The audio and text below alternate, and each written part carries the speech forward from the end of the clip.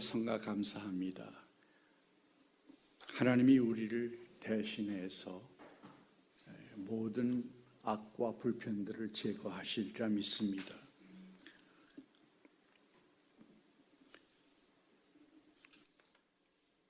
사무엘 얼맨이라고 하는 시인의 시부터 묵상을 하겠습니다. 젊음이라는 시입니다.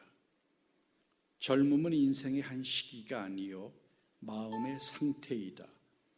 장밋빛 볼과 붉은 입술, 유연한 무릎이 아니라 의지와 풍부한 상상력과 활기찬 감정에 달려있다.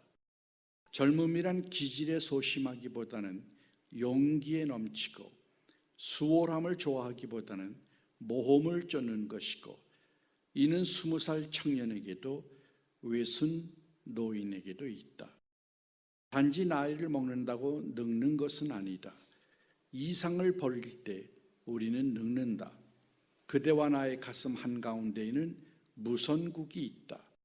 그것이 사람들로부터 또는 하늘로부터 아름다움과 희망과 활기, 용기와 힘의 메시지를 수신하는 한 그대는 영원히 젊으리라.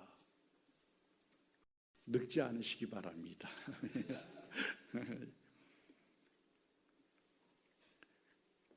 믿음에 대해서 몇 가지 도움이 되는 측면에서 말씀을 드리려고 합니다. 아마 주변 얘기가 될 수도 있을 겁니다. 믿음에 대해서 세 사람의 말을 먼저 묵상하겠습니다. 교회 지도자들인데요. 초기 교회 지도자 터툴리안이라는 사람이 있었습니다. 라틴어로는 터툴리아누스, 영어 표현으로는 터툴리안입니다. 그 사람은 뭐라고 얘기했냐면 아주 유명한 명제인데요. 나는 불합리하기 때문에 믿는다 그랬습니다. 비이성적이기 때문에, 믿을 수 없기 때문에 나는 믿는다. 역설적이죠.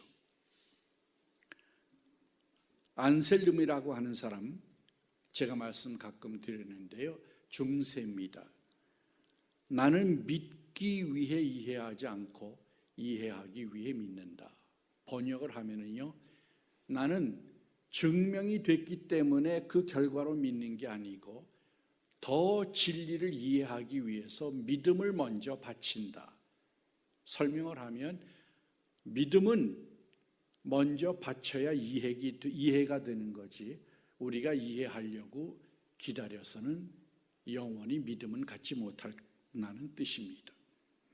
그리고 현대의 신학자입니다. 틸리히, 믿음은 증거 없는 진술을 받아들이는 것이다. 증거 없는 진술. 우리는 증명을 원하죠. 논리적으로 완벽한 증명을 철학적으로는 스트릭 프루프라고 합니다. 그런데 그것은 사실은 불가능하다고 합니다. 인간 세상에서는 논리적으로 흠이 없는 완벽한 증명은 불가능하다고 합니다. 가장 클래시컬하면서 많은 사람들의 사랑을 받아온 믿음에 관한 정의, 히브리서 11장 1절이죠. 여러분 잘 아시죠? 믿음은 바라는 것들의 실상이요 보이지 않는 것들의 증거다 그랬습니다. 여러분이 바라는 소망이 있지요. 그것이 현실로 오려면 어떻게 해야 합니까? 믿음을 바쳐야 한다 그 얘기입니다.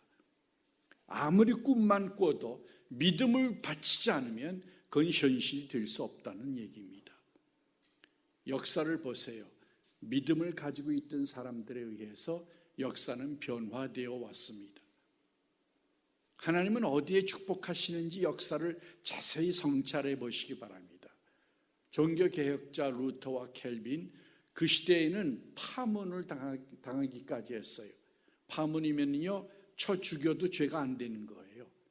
그건 몸도 보호되지 않은 상태입니다. 그땐 종교세계였기 때문에. 그렇게 위험을 무릅쓰고 그들이 뭘 얘기했습니까? 진리를 얘기했죠. 교회의 부패를 지적하고 진리를 얘기했습니다. 하나님이 그 진리에, 소수의 진리에 항거하는 소수의 사람들에게 축복하셔서 그것이 지금은 전 세계의 종교가 되었습니다. 그리고 아마 그것은 우리 믿음대로 영원할 겁니다. 하나님의 역사는 그렇게 일어납니다. 크고 작은 게 문제가 아니라 하나님 앞에 옳은 것이냐, 누가 옳은 일을 위하여 일어날 것이냐가 중요합니다. 인간과 이성에 대하여 여러분 임마누엘 칸트 유명한 철학자 잘 아시죠? 철학의 대표라고 볼 수 있는 사람인데 그 사람은 이 비판에 대한 책을 썼죠. 순수 이성 비판, 판단력 비판, 실천 이성 비판, 그런 책을 썼습니다. 요진 뭐냐 하면요, 이제까지 사람들이 이성, 우리들의 머리죠, 속된 말로 하면 머리가 할 수 있는 능력이 있는지 없는지 비판하지 않고 그냥 써버렸다는 거예요. 그거 묻고 쓰는 사람 별로 없잖아요. 내 머리가 이걸 할 수 있는 능력이 있느냐 없느냐 그것부터 가려야 한다는 거죠. 그래서 비판이라는 말이 나온 겁니다. 우리의 이성의 능력이 어디까지냐 그걸 보자는 거예요. 그래서 순수 이성 비판에서 신의 문제라든가 영혼의 문제라든가 이런 건 이성의 영역 밖이다 그랬어요. 이성으로 해결할 수 있는 게 아니다. 실존주의는 현대의 철학 사상이죠. 우리에게 지금까지 영향을 미치는 건데 여러분이 잘 아는 것처럼 사람들이 머리를 믿어왔거든요. 인간은 참 위대하다. 그래서 정의가 뭡니까? 인간의 정의가 이성적 동물 그렇게 정의했어요. 동물 가운데 이성을 가지고 있다. 그래서 우월감을 가지고 자신만만했습니다. 그러다가 1, 2차 세계대전을 만나게 되죠. 그리고는 너무나 추한 인간의 모습을 발견하게 됩니다. 그래서 인간 신뢰에 대한 꿈이 깨어집니다. 이게 실존주의입니다. 그리고 있는 모습 그들의 우리를 보자. 너무 좋은 모습인 우리만 보지 말고 있는 모습, 현재의 모습 그들의 우리를 보자. 그게 실존주의의 노력입니다. 이성에 대해서 지금 말씀을 드리는 겁니다. 우리들의 이성이 어디까지 할 수 있느냐. 켈빈, 종교개혁자 켈빈은 기독교 강요라는 유명한 책에서 하나님에 대해서 알고 싶은 욕구는 가지고 있지만 그것을 해결할 수 있는 능력은 없다. 그렇게 얘기했습니다. 우리가 원하긴 하는데 하나님에 대해서 우리 이성으로는 알 수 없다 그 얘기입니다. 그럼 어떻게 돼야 합니까? 하나님 자신이 우리 앞에 그 모습을 계시하셔야 한다. 그게 신학의 지식의 초점입니다. 신학이란 말은 영어로 theology죠.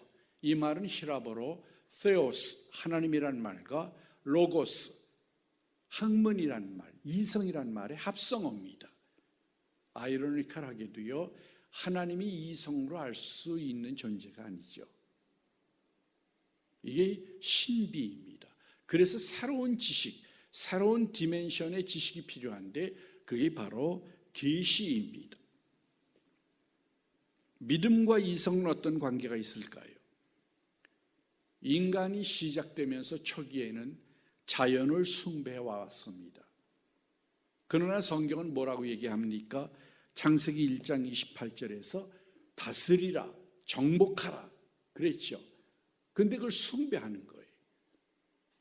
나무도 숭배하고 달도 숭배하고 돼지도 숭배하고 지금도 공무원들이 무슨 일이 있으면 돼지 머리 갖다 놓고 제사 드리고 그러잖아요.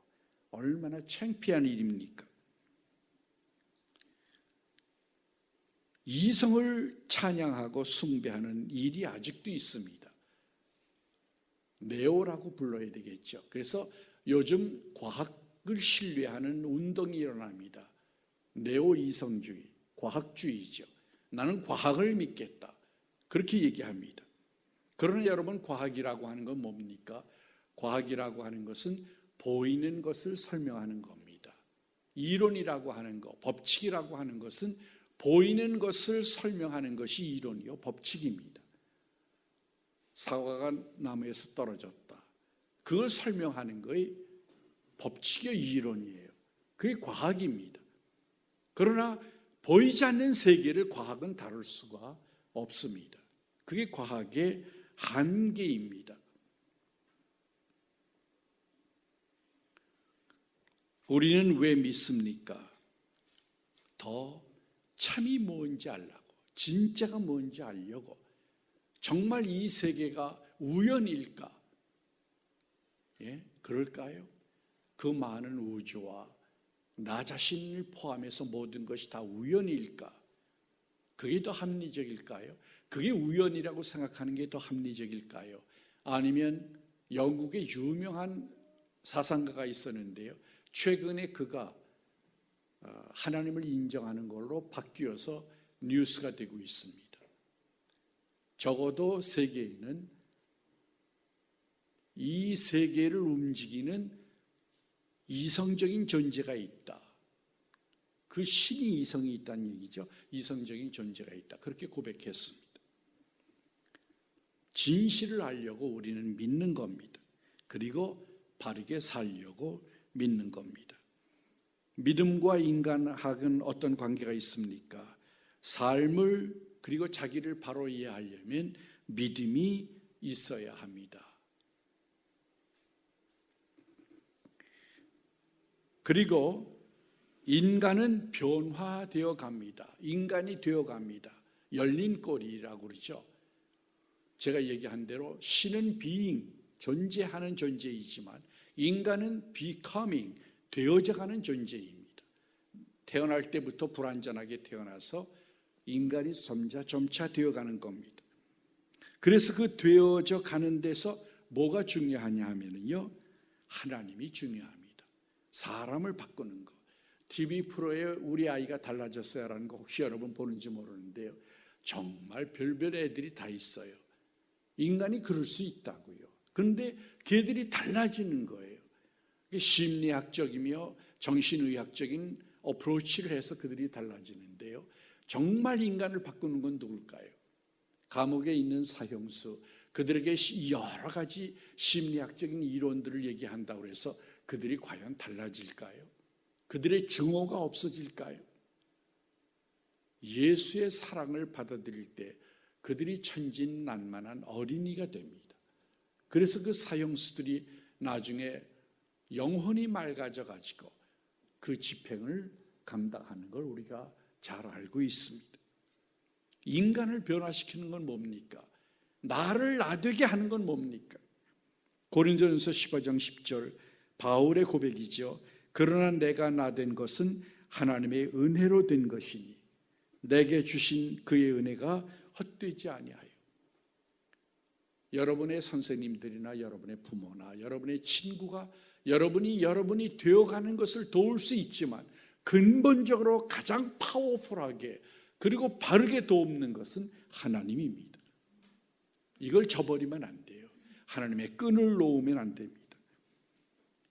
인간을 변화시키고 구원할 수 있는 건 하나님입니다. 사람이 할 수 없는 다 포기해버린 사람도 하나님은 가능합니다. 설리반 얘기 여러분 잘 아시죠? 헬렌 켈러가 엉망진창이었잖아요. 그럴 수밖에 없죠. 환경이 그러니까요. 소경에다 여러 가지 다 가지고 있으니까요. 최악이에요. 그러니까 막 가는 거예요. 그냥 그 열차를 아무도 멈추게 할 사람이 없어요. 누가 변화시켰습니까? 그의 스승 설리반이. 뭘로요? 사랑으로. 사랑은 누구 거예요? 하나님 거지요. 우리가 부여받고 있는데요, 우리 속에도 하나님이 주신 사랑이 있는데 원래는 사랑은 하나님 거예요. 하나님에게 속한 거예요. 인간에겐 소망들이 있습니다. 그 소망을 누가 이루어줍니까? 하나님이 가능케 합니다. 이것이 우리의 고백입니다. 세상은 인간학적으로 우연이 된 게 아니라 따뜻한 하나님의 아름다우신 손길과 사랑으로 우리가 지금 여기에 있는 겁니다. 믿음이라고 하는 건 뭡니까? 인생과 세상의 주어가 바뀌는 겁니다. 내가 아니라, 여러분 나라는 게 얼마나 강해요. 어렸을 때부터 나, 지금까지 우리 그거 빼면 아무것도 없잖아요. 그런데 그 주어가 바뀌는 게 믿음이에요.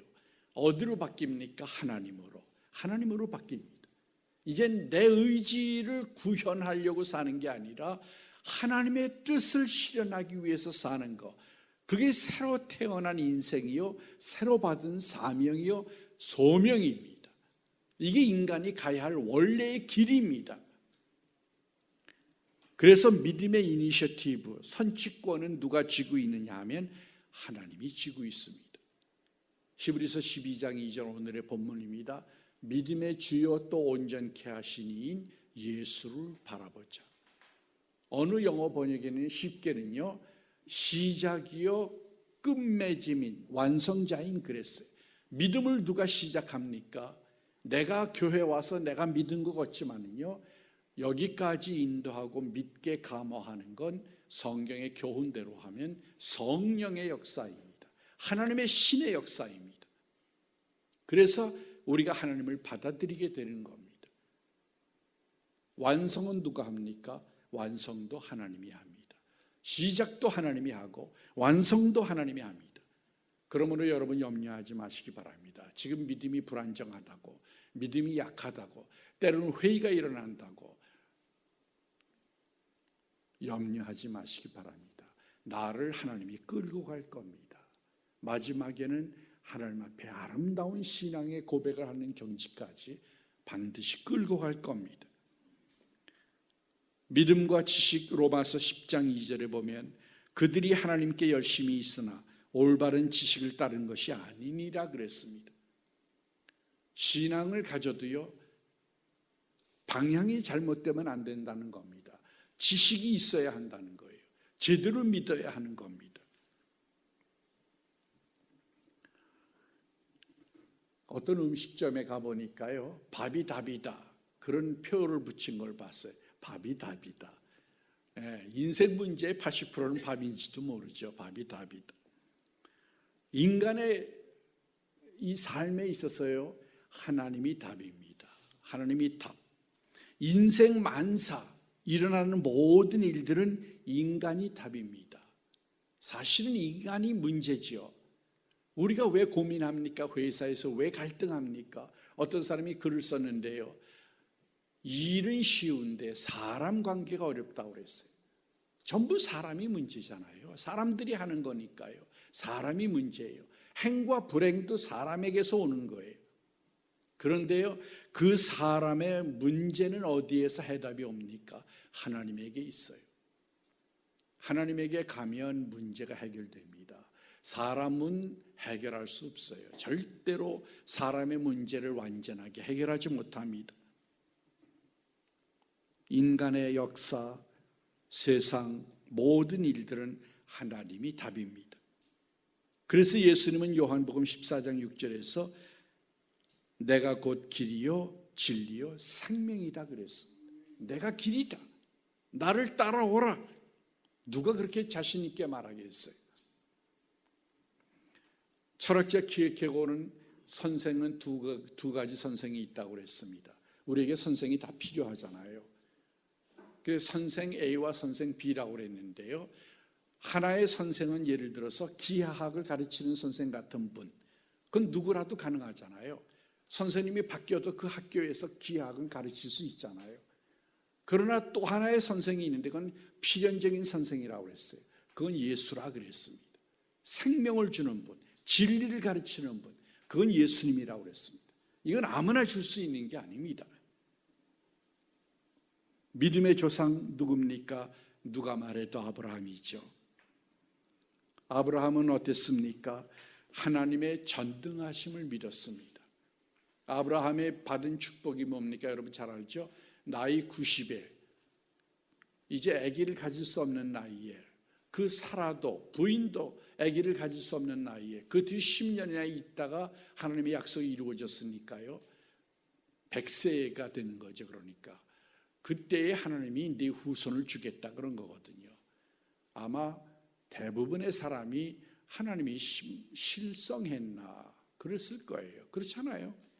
어떻게 그게 가능합니까? 근데 그걸 믿은 거예요, 아브라함은요. 어찌 보면 바보죠. 바보 예찬. 그렇잖아요. 바보가 되지 못해서 문제예요. 우리가 똑똑하면 얼마나 똑똑하겠어요. 그렇잖아요. 바보가 돼야 합니다. 미래는 불확실하지만 소망을 가지고 나아갔습니다. 히브리서 11장 8절에 보면 믿음으로 아브라함은 부르심을 받았을 때에 순종하여 장래의 유업으로 받을 땅에 나아갈새 갈 바를 알지 못하고 나아갔으며 그랬습니다. 가라 하니까 그냥 가는 거예요. 앞으로 어떻게 될지 모르는 거예요. 한 스텝만 옮기는 겁니다. 어떤 사람이 그런 말을 했어요. 우리 앞에 한 스텝만, 디딤돌 하나만 놓아준다고요. 그 하나만 밟고 그 다음 스텝 또 하나 주시면 또 밟고, 그리고 인생은 가는 겁니다. 내 인생 내 길을 가는 겁니다. 믿음이란 뭡니까? 그건 투자입니다. 돈을 벌려면 투자를 해야죠. 성공을 하려면 투자해야죠. 아무것도 투자하지 않고 결과를 기대하면 안 됩니다. 예수님의 비유에서 달란트 비유 유명하잖아요. 하나님이 우리에게 재능을 안 준 사람이 없어요. 다 줬는데 차이는 있지만 다 줬습니다. 문제는 그걸 얼마나 투자하느냐예요. 얼마나 개발하느냐, 능력을 얼마나 키우느냐에 있습니다. 믿음은 뭡니까? 하늘을 바라보고 사는 사람들의 행진입니다. 여기가 아니라, 땅이 아니라 하늘을 바라보는 사람들, 본향이라고 그랬어요. 히브리서 11장에 보면 본향이라고 그랬습니다. 우리의 고향이 어디입니까? 뒤에 있지 않고 앞에 있습니다. 여러분의 육의 고향은 뒤에 있지요. 그러나 우리들의 영의 고향은 앞에 있습니다. 하늘나라에 있습니다. 어떤 사람이 글을 썼는데 교회의 세속화를 걱정하면서 이걸 막을 길은 재림신앙밖에 없다 그랬습니다. 재림신앙이 뭐예요? 하나님을 바라보고 믿더라, 그거 아니에요. 여기서 자꾸 잘 되려고 인정받으려고 하지 말고 하나님께 인정받으려고 하고 하나님을 향하여 나아가라. 그게 믿음입니다. 믿음은 하나의 디멘션이며 질서요, 실체입니다. 믿음 생활이 있는 겁니다. 그래서 경제 생활이 있고 문화 생활이 있죠. 믿음 생활이 있어야 인간이 온전히 되는 거예요. 이 신앙 생활까지 있어야 온전한 인간이 되어지는 겁니다. 믿음은 선물입니다. 에베소 2장 8절, 너희가 그 은혜에 의하여 믿음으로 말미암아 구원을 받았나니 이것은 너희에게서 난 것이 아니요 하나님의 선물이라. 사도들이 믿음을 더하소서 했습니다. 선물이에요. 하나님이 주는 선물이에요. 얼마나 고귀합니까? 믿음의 예에 대해서 잠깐 말씀을 드리겠습니다. 실제적으로 믿음에 도움이 되기 위해서 몇 가지 생각해 본 겁니다. 첫째로 짜깁기를 하지 말라. 성경 해석할 때요, 여기 영해라고 보통들 해가지고 성경 구절로 성경을 해석하는데요, 그게 클래시컬한 방법입니다. 사실은 바람직해요. 근데 그걸 억지로 꿰어 맞추면은 엉뚱한 대로 나아가는 겁니다. 내 욕망이나 내 소망과 합해서 맞춘다든가, 내 기대와 합해서 맞춘다든가, 변명과 합해서 맞춘다든가 이래버리면 전혀 엉뚱한 괴물이 되고 마는 겁니다. 문맥과 배경과 메시지가 있거든요. 성경은요. 그걸 다 무시하고 그 말만 딱 따다가 얘기하면 안 되는 겁니다. 예를 들면 저 사람 참 죽인다, 그런 표현이 우리나라 표현에 있죠. 죽인다는 표현이 여러 가지 의미 있잖아요. 그런데 저 사람이 살인하려고 한다, 이러면 안 되는 거잖아요. 그렇잖아요. 그러니까 문맥과 목표와 배경과 메시지가 다 있는 거거든요. 그 말씀을 바로 해석해야 합니다. 억지 해석을 하지 말아야 합니다. 베드로후서 3장 16절, 이게 대개 사이비종파들이 범하는 오류입니다. 그 중에 알기 어려운 것이 더러 있으니 무식한 자들과 굳세지 못한 자들이 다른 성경과 같이 그것도 억지로 풀다가 스스로 멸망에 이르느니라 그랬습니다. 억지로 해석하려고 하지 마라. 다 알면 우리가 하나님이게요. 그렇잖아요. 요한복음의 저자가 뭐라고 그랬습니까? 예수님이 하신 일은 이 책에 기록한 것보다 어마어마하게 많은데 그 중에 이것을 선택하여 기록하는 의도는 예수가 하나님이고 구주임을 믿고 생명을 영생을 얻게 하기 위해서다 그랬거든요. 성경은 편집된 책이에요. 역사도 편집이지만요. 성경은 편집된 책이에요. 그러니까 그거를 해석을 억지로 하면 안 된다. 그런 말씀입니다. 믿을 수 있는 것부터 믿으시기 바랍니다. 음악은 들으려면 처음에 문외한이 음악을 시작하려면 어떻게 해야 할까요? 자기가 즐기는 것부터 들어야 되겠죠. 그렇잖아요. 그러다 보면 폭이 넓어지고 깊어지고 더 다른 세계도 가게 되는 거죠. 믿을 수 있는 것부터 믿으세요. 성경에서 좋은 말씀, 그거 하나만 붙잡아도 인생이 달라지고 역사를 변화시키거든요. 한마디의 말씀이 모든 걸 변화시킬 수 있습니다. 다 알려고만 하지 않아도 되는 겁니다. 우리가 부모들을 다 알아서 그들의 말을 따라가나요? 그렇지는 않잖아요. 그리고 보지 못하고 믿는 자가 복이 있다고 그랬습니다. 도마가 예수님이 부활하고 왔을 때 믿지 못했잖아요. 그때 예수님이 내 손가락으로 내 손도 만져보고 내 옆구리도 만져봐라. 그러면서 하시는 말씀이 요한복음 20장 29절입니다. 예수께서 이르시되 너는 나를 본고로 믿느냐? 보지 못하고 믿는 자들은 복되도다. 보지 못하고 믿는 자가 더 복된 거예요. 예수님의 부자와 나사로라고 하는 비유 여러분 잘 알죠? 부자와 거지가 살고 있었죠. 나중에 죽어서 부자는 지옥에 가고 거지는 천국에 갑니다. 그런데 부자가 거기 와서 느끼는 게 뭐냐 하면 너무 괴롭다, 너무 뜨겁다. 그러니 아브라함과 대화를 하는 거예요. 천국에 있는 아브라함과. 믿음의 조상이잖아요.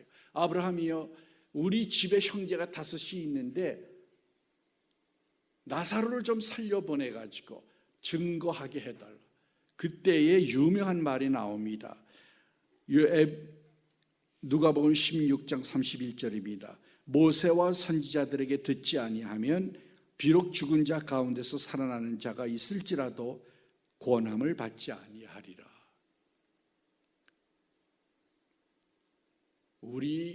우리가 전하는 말을 듣지 아니하면요, 하나님이 와도 안 들어요.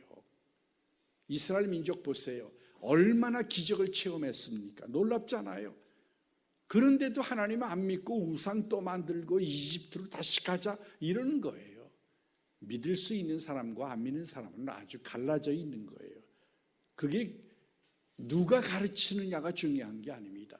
믿을 사람은 애들의 말을 듣고도 믿는 거고요. 안 믿을 사람은 성자의 말을 듣고도 안 믿는 거예요. 그래서 선물이라고 하는 겁니다. 특별하려고 하지 말라. 이게 이단들이 잘 빠지는 이유 중에 하나입니다.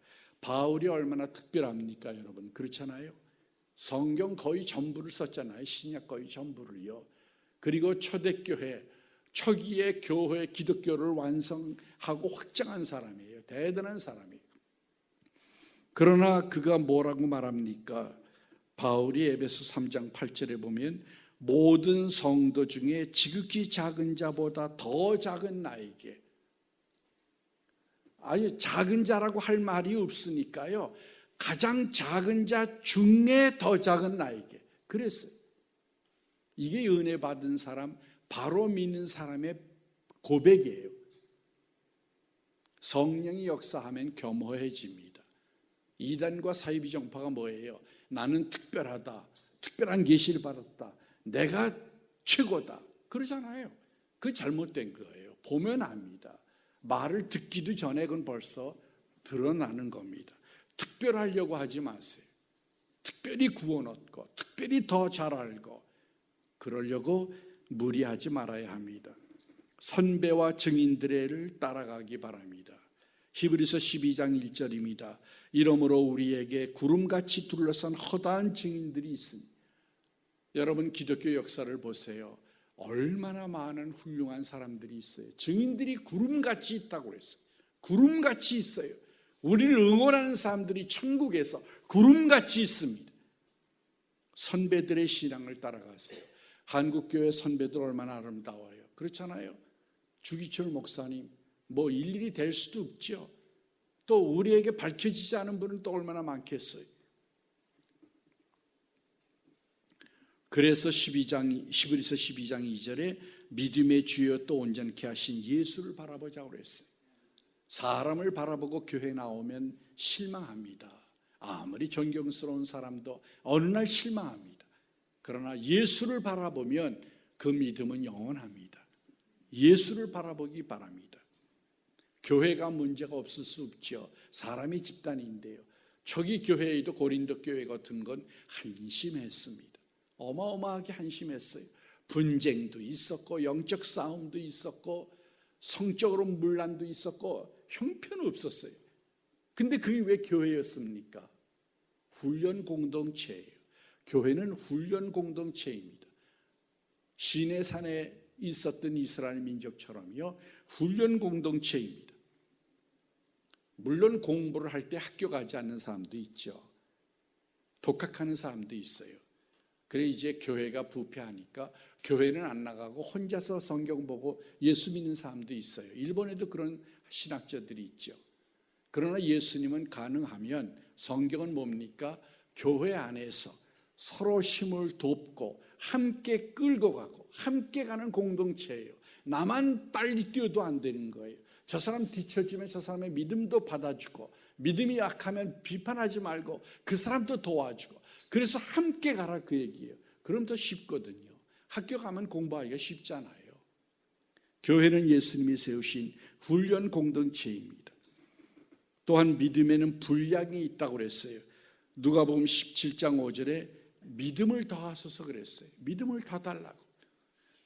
로마서 12장 6절에 혹 예언이면 믿음의 분수대로 그랬습니다. 메저, 영어로 메저라고 그랬어요.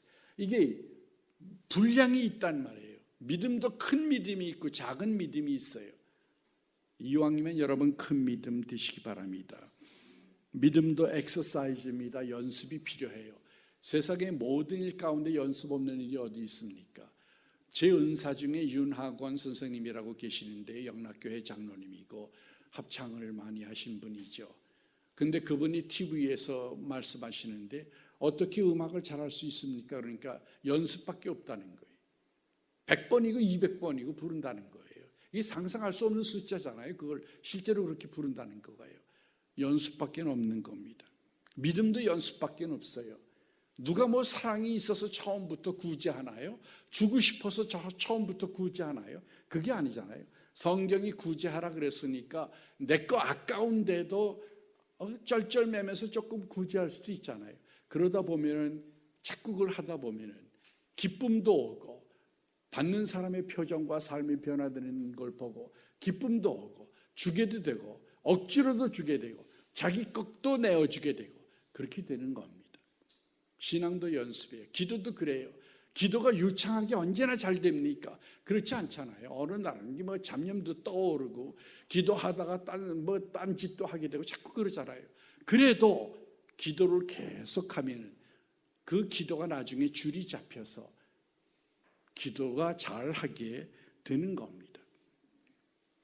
마지막으로 건너뛰기를 하십시오. 이해할 수 없는 거는 다 해석해 버리려고 하지 말고 초등학교 학생이 대학생의 논문을 어떻게 이해하겠어요? 그렇잖아요. 성경이라고 하는 게 어려운 책이거든요. 하나님에 대한 보이지 않는 것을 얘기하는 책인데 그게 어떻게 모두에게 다 한꺼번에 이해가 되겠어요?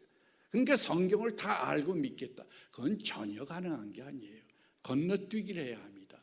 내가 믿을 수 없는 부분이 나오면 예를 들면 어떤 사람은 기적을 못 믿죠. 예수님이 무리를 걸었다. 그럼 못 믿겠으면 그냥 넘어가세요. 그 다음에 더 좋은 말씀, 내가 오늘 믿을 수 있는 말씀, 그걸 따라가시기 바랍니다. 믿음과 삶의 관계 우리 잘 알죠? 하나님은 하나님의 대표적인 속성 가운데 두 가지가 있죠. 하나는 사랑이고 하나는 정의입니다. 하나님은 정의의 하나님입니다.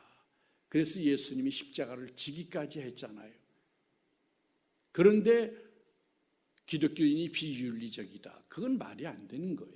신앙은 좋은데 윤리성이 없다. 그건 잘못된 신앙입니다. 사이비종파 이단들이 왜 잘못됩니까? 구원 얻었으니 됐다. 구원파 가장 큰 요즘 문제 그거 아니에요. 그게 크게 잘못된 거거든요. 신앙을 가질수록 윤리적이 돼야 돼요. 우리 교회 목표 중에 사도행전 2장 47절 뭐예요? 하나님을 찬미하고 백성에게 칭송을 받았다 그랬어요. 신앙이 있으면은요, 세상의 이성과 통해야 돼요. 칭찬을 받아야 돼요. 그게 건전한 신앙이고 바른 신앙이에요. 그게 잘못되면 안 되는 겁니다. 윤리성이 없으면 안 됩니다. 예수님도 요한복음 15장 9절에서 10절의 말씀에 보면 10절 내가 아버지의 계명을 지켜 그의 사랑 안에 거하는 것 같이 너희도 내 계명을 지키면 내 사랑 안에 거하리라. 예수님 사랑받고 싶으면 예수님의 계명을 지키시기 바랍니다. 신앙이 온전해지고 건강한 것은 윤리성을 가지는 겁니다. 무엇을 믿습니까? 우리는 뭘 믿나요? 사도신경을 요약해서 말씀드리겠습니다. 사도신경은 초기 교회 2세기 정도에 세례받기 위한 고백으로 만들었던 겁니다. 그것이 11세기에 와서 서방교회, 동방교회가 나누어지면서 그때부터 서방교회의 대표적인 신앙 고백으로 12가지가 됩니다. 그거 다 말씀드릴 수 없고요. 첫째는 하나님이 창조하셨고 통치한다. 이 세계는 하나님이 창조하셨고 통치한다. 그러니까 무슨 얘기입니까? 아무렇게나 된 세상이 아니라 그 얘기예요. 질서도 있고 법도 있고 사랑도 있고 기쁨도 있고 보상도 있다. 그러니까 살만하다 그 얘기입니다. 아름다운 세상이다. 이 세상은 아름다운 세상이다. 두 번째는 구속자 예수님을 믿습니다. 예수님은 우리들의 구원자다. 내 성격적인 문제도, 내 능력의 한계도, 내가 가지고 있는 꿈도 다 구원해 줄 수 있는 분은 예수님이다. 그렇게 믿는 겁니다. 세 번째는 성령님을 믿는 겁니다. 이 삼위일체 교리는 아까 초기에 말씀드린 터툴리아누스가 처음으로 쓴 말입니다.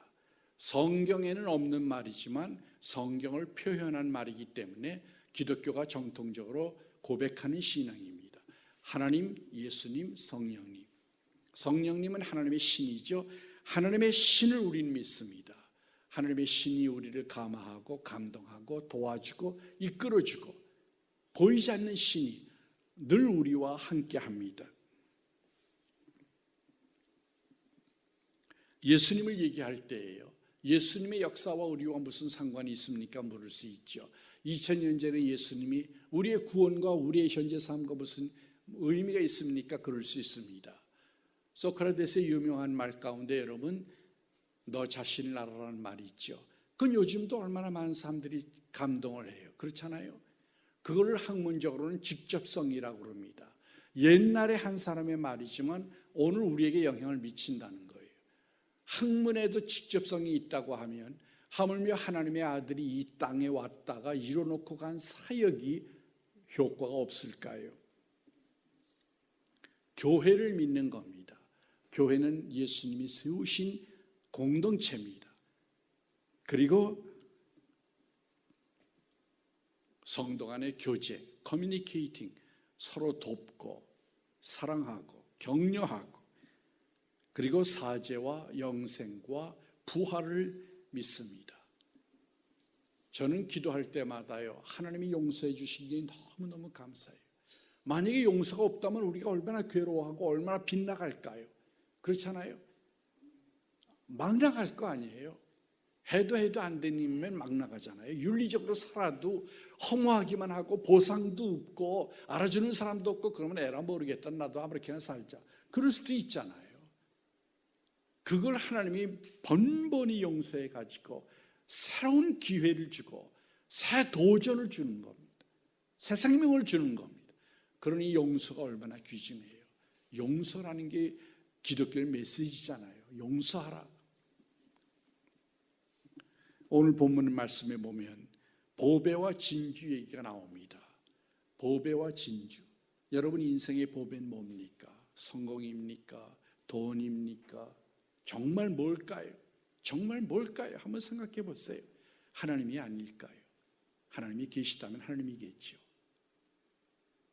어떻게 우리는 믿어야 합니까? 구름 같은 날도 태양이 있음을 의심하지 말아야 합니다.